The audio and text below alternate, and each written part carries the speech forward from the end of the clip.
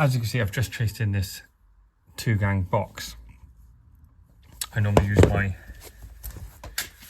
multi-tool with my brick blade on it to score around the edges. It is to minimize stuff like this that happens.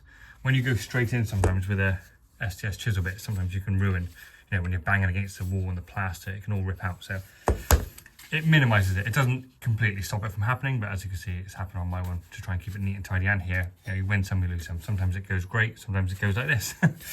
So start with that, and then I do have like a 75mm tie one, which is just slightly bigger than a 2-gang box, so that's really handy to have in your tool bag. And then for more precise channeling out, I use a smaller flat chisel bit. As you can see, I use oval tube. There isn't a requirement. I know some people love it. Some people agree with me. Some people don't agree with me. It's up to you. Same with bonding a back box. There's no requirement. There is one fixed lug. However, just good practice and how I was taught for many years. It's just a habit that's hard to lose. So I always bond the back boxes. Always use washers and screws. Just to, well, I always got washers anyway, in case I need to use one of these knockouts. If the brick wasn't perfect, I would hit a knockout and then use a washer to hold the box back. Luckily for me, I was able to get into the fixing holes, and I just use washers anyway. It spreads the pull in nicer than if you just did a screw. Sometimes it can warp the box. So a washer spreads that as you drive it in.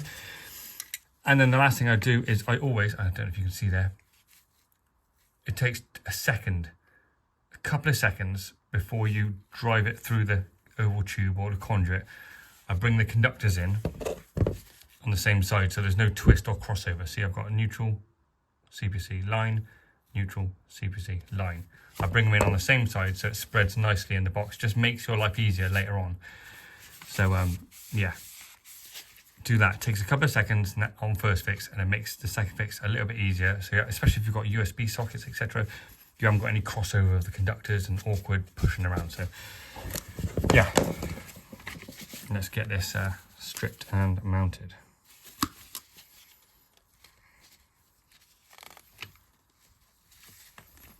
These are just the little things that I do when I do boxes.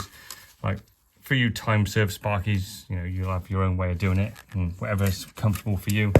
There's 1,000 different ways to skin a cat, like stripping twin and earth. I think the method that most of us use is this. Oh, I always put a bit of board down, sometimes a dust sheet or a bit of board to catch all the hard bits. It's easier to tidy up, and I put my dustpan down below as well. And I basically have my vacuum on the whole time just to catch anything. Yeah. Slack on a box. I go to the furthest corner and then add 1 inch. That's how I do it. So to the furthest corner of the box and add 1 inch, and then that'll be my amount of slack. Some people have different ways of doing it. This is just the way I do it.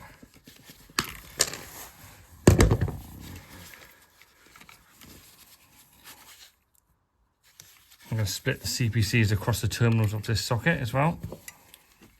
So one of them will be doubled over, the other one will be not doubled over, and it'll be in with the bond on the back of the box.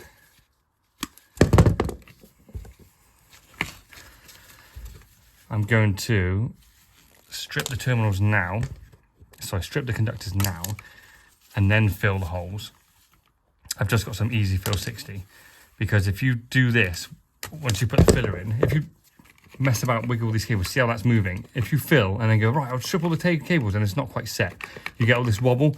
So I'm going to strip the conductors. I might even terminate them into the socket and then put the filler on, and that gives it enough time for it to set hard enough so that when I push the socket back later, it won't warp and push the filler out again.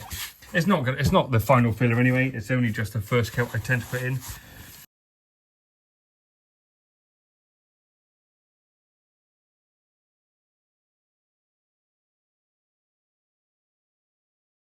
I might put a screw and plug in there to stop that from moving. That's actually a good idea. I might just pop a screw in there. there's a few ways of doing it because there's such a small piece. There maybe.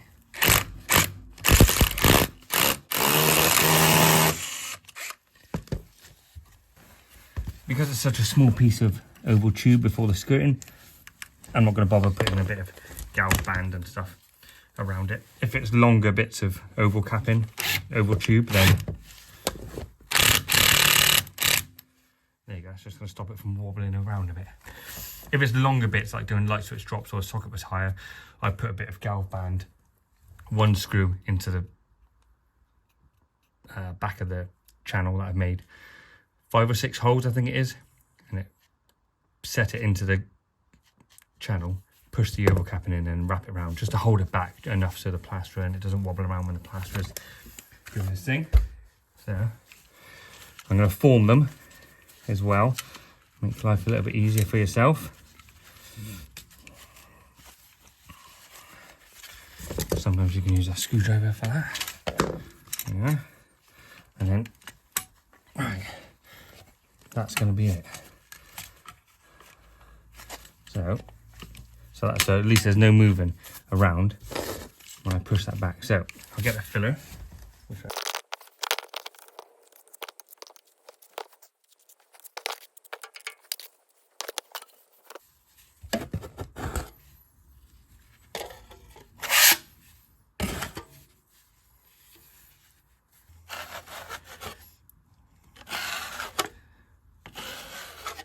Get yourself a wide spreading or wide filling knife. They're really good. And then so hopefully that won't actually move too much now.